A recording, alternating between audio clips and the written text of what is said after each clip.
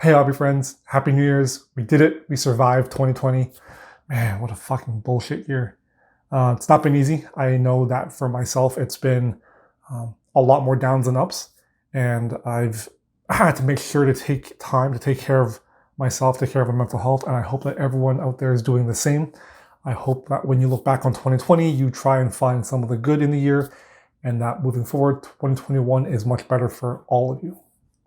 So in this video, I want to look back at not just what I accomplished this past month, but also to look back at the year in general, what I did, and then looking forward, what are my plans for 2021, and some more specifically, what am I going to be doing in January.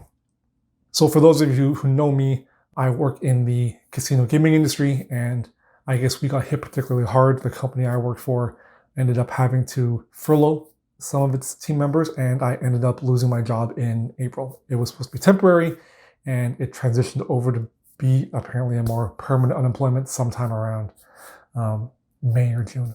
So really what I've been doing this past year, I've been finishing up my MBA. My dad's been struggling with his health, or was struggling with his health from his diagnosis in January and February. And so a lot of my time I ended up having to help take care of him, and ultimately up into his passing, and then dealing with the funeral in September and October. That meant that for a period of time in the middle of the year, particularly the summer, I wasn't really doing a lot of hobby. I had a bit of a burst of productivity when the lockdown started. I finished off my Bone Reapers. I got my Necron Codex done. I finished up some odds and ends and started to really clear out a lot of my unpainted stuff. My goal for the end of this year, as always, is to have fewer unpainted models than I started the year with. And I made the mistake at the end of 2019 to buy an entire Bone Reaper army. So definitely getting that done, knocking out some of my pile of shame has been really, really good, at least in terms of helping to clear the clutter from my mind. Ended up moving back home, got a lot more space. Things are a little more organized here compared to the apartment. We have a lot more space. And that's also been really good for both my girlfriend and I, just having more space to ourselves for our own work spaces and craft spaces. She's also in school doing her architecture undergrad, and she also has a lot of crafty hobbies, so having separate spaces for that has been good. The Necron Codex came out in September, October, and I ended up expanding my army, my collection quite a bit. Unfortunately, a lot of that time spent on Necrons meant that I wasn't really working on my Caradron or my terrain, which was something I had wanted to spend more time on and get more accomplished, but I finished my Necrons. So a fair trade, I'm not complaining. I'm closing the chapter on my current Necron collection. I think once tournaments and events happen again and more frequently, I will look at expanding my army more competitively. There are a few things that I want to field that I don't currently have in my collection. So Death Marks, Flayed Ones, adding some Wraiths, and there's an idea for bringing in some Lich Guard because they're core and more Tomb Blades. But until we play more tournaments again, I feel like my army's in a good place competitively.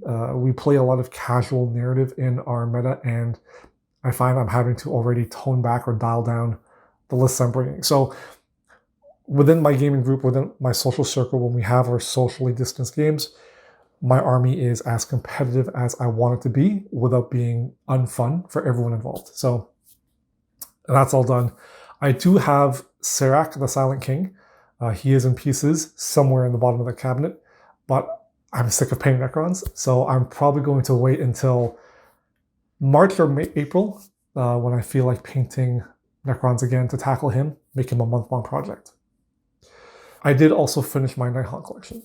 I had a couple of odds and ends, like a Black Coach. I had the Shadespire crew, a couple of heroes, and then just finishing up some details on my Revenants and some of my Chain Gasps. Guys with the flails. So that collection's also done. They were my main army, and unfortunately with the new handbook they released over the summer, removing a lot of the realm artifacts, it actually killed the army for me. I'm going to record a video later this month that actually covers why I think the army's bad, why I think the army's poorly designed, and why I am retiring them. Suffice it to say, the army, in my opinion, no longer works. It's got a lot of fun tricks. It's actually very enjoyable. It's one of those win big, lose big armies for me, where no matter what happens, the game's over fast. I'm not slogging through a 3-hour game to figure out, okay, did I win or lose? So I did enjoy that part of it. It was a really fun army for me, and it's death. I love playing death armies. But they got rid of the Aether Quartz Brooch, which means that the army no longer has CP farming, which means it can't do recursion in the Legion of Grief build. And for me, that kills a lot of the competitive strength of the army. And what might have been like a solid B minus B tier army that could eke out wins against harder armies and opponents by playing this scenario by just being tricksy, it no longer has that option. And for me, Age of Sigmar is the one game I do want to play competitively.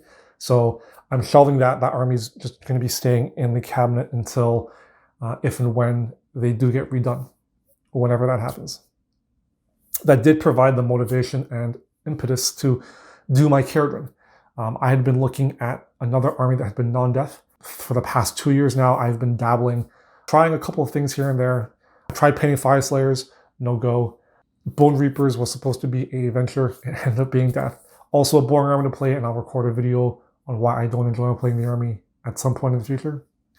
And one army that doesn't exist in our current gaming group are the Caradhran. No one really plays the army, and we have everything else. And so when we're preparing for tournaments, they are a gap that our player base or our hobby group can't really prepare for because they have no one to practice against. So beyond being a very cool thematic army with a lot of conversion potential, it also allows for a more diverse army base within our hobby group. And so when events and tournaments eventually do happen, I think our group's only going to be stronger because we have the Caradhran in our mix now. It also happens that with the new handbook and with some other points changes, they are now actually an S tier army, or at least the impression or the general consensus is they're an S tier or S tier plus. So it's nice going from like a middle or bottom of the barrel army to a top tier and having all that power. I will have a future video, probably in February, that covers that particular army. I did manage to get the army built. I have all of the base work done in terms of all the bodies are good, everything's on bases, everything's playable, and everything's been converted up. I do want to spend a few more weeks adding details to all my models. There's a few things I need to tweak or just improve so that it's not so, in my mind, boring. But I should be able to start painting them sometime next year, and that will be one of my goals, to get them done. I think in terms of what I've accomplished hobby-wise, that's been pretty much the big ones. I did start my Instagram, I did start this YouTube channel, and at least insofar as my Instagram, it has grown a lot. So thank you to all my followers and the people that support me. As well, my YouTube is growing. I do understand that it takes a little more time to gain traction. And because there's so much content out there, everyone is stuck at home, they're in lockdown, they're producing a lot of great content. So it's not so much that I have a lot of competition, but it is also a lot of overload. And I understand that not everyone can watch everything. So to those who already follow me and support me and subscribe, thank you very much, and I hope that we can continue to grow next year. In terms of what I accomplished this specific month, as I mentioned in my last month video, playing a few games with my Necron list, I had eventually decided to change a few things, mainly dropping the Nightbringer, and I ended up having to paint up a few more things to boost up to 2,000 points. So I finished a second Hexmark, I did 3 Ophidians, I did a 6th Scorpec Destroyer, and a couple more Scarabs. I think I already mentioned that. That does round out the Necron Collection, as you can see in the cabinet. Apart from Serac and a couple of models from the Indominus kit, mainly the Reanimator and the Overlord, all my Necrons are painted. I plan on keeping the Overlord and the Reanimator for bits for conversions. I have some ideas, but again, until events happen, until I need to add more to the army, I don't think I'll be needing those.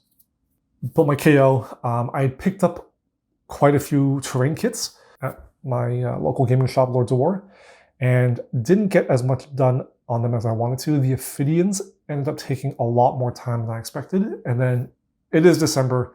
It's the typical holiday month. I usually lose a couple of weeks because I'm spending time with family, and then my girlfriend's family are in St. Catharines and Niagara, which is a town or two over. So we end up taking a couple of days to go spend time with them.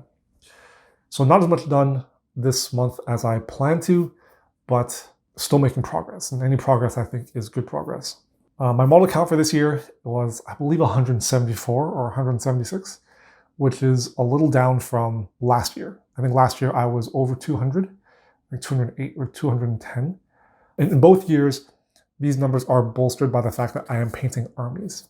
A lot of tabletop quality models, not as much effort as I require to put in on an individual model basis, but I have been focused more on, I guess, gaming and playing games and just building collections back up and not having to worry about them moving forward. And that's really one of I guess that's the biggest thing I'm looking forward to in 2021. Apart from doing my KO, which is, I don't think, going to take a significant amount of time, I'm looking forward to not having to build and paint up entire armies from scratch. Necrons are going to be my main 40k army. I don't need to add much to them. I have ideas for doing a Deathwatch army, but they're going to be a slow grow army, and I want to convert up each individual one for a different chapter. And so I don't expect to have that army playable anytime next year. But beyond that, one of my big goals for 2021 is to, as I call it, give a shit again.